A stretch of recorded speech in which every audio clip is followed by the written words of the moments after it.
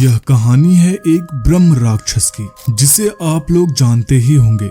उस राक्षस का नाम है ब्रह्म राक्षस। इस पर कई कहानियां बनाई जाती हैं और राक्षस के अनेक नाम होते हैं, जैसे कि पिशाच, राक्षस, डायन, चुड़ैल आदि बहुत से नाम होते हैं। तो दोस्तों चलो मैं अपनी कहानी पर आता हूँ। हमारे गांव में एक ब्राह्मण रहते हैं जिनका नाम है दुर्जन सिंह। दुर्जन सिंह को लोग दुर्जन जी कहकर बुलाते हैं। उनके घर से कुछ दूरी पर एक खेत था। उस खेत में एक बहुत बड़ा बरगद का पेड़ था। वह बरगद का पेड़ बहुत पुराना था। कुछ समय के बाद उन्होंने एक खेत पर घर बनाने की सोची।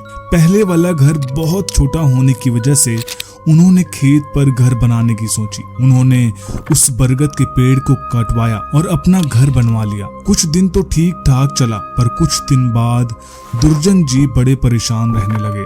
वह कभी पूजा करते और कभी नहीं। दोस्तों इस वीडियो में आगे बढ़ने से पहले अगर आप चैनल पर नए हो तो चैनल को सब्सक्राइब जरूर कर लीजिएगा। तो उनकी बीवी ने उनके बदले स्वभाव को देखकर पूछा कि तुम आजकल पूजा नहीं करते हो और आजकल बदले बदले से रहते हो, कभी बच्चों को डांटते हो, तुम्हें क्या हुआ है? दुर्जन जी के चेहरे पर मुस्कान आई और वह कहने लगे, मेरे घर को तोड़कर अपना घर तो बना लिया है और इसे क्या पूजा करने के लिए कह रही हो? मैं ही तो भगवान हूँ, इसे पूजा करने की कोई जरूरत नहीं है। वो कभी दांत मींचते, कभी बड़े प्यार से बोलते, कभी आंखें लाल तो कभी सही हो जाती। उनकी बीवी को शक हो गया कि जरूर किसी का साया है, क्योंकि वो ऐसी बातें नहीं करते हैं जैसे कि इनके अंदर से दो लोग बोल रहे हों।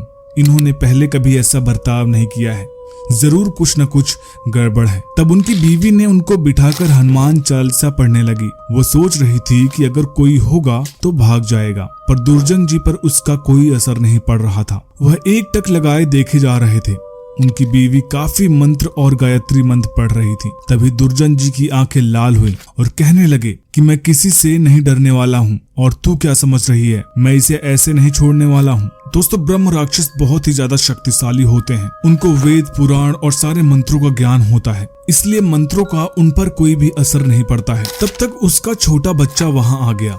दुर्जन जी ने उसे जोर से पकड़कर अपनी तरफ खींचा और ऐसा लग रहा था कि जैसे उसके सिर को कच्चा ही चबा जाएगा। उसकी मम्मी बोली कि बच्चे को छोड़ दो, इसने तुम्हारा क्या बिगाड़ा है? दुर्जन जी की पत्नी ने अपने बच्चे को अपनी तरफ खींच लिया। उसने फिर पूछा, तुम कौन हो और मेरे पति के अंदर क्यों आए हो? आप हमसे क्या चाहते हो?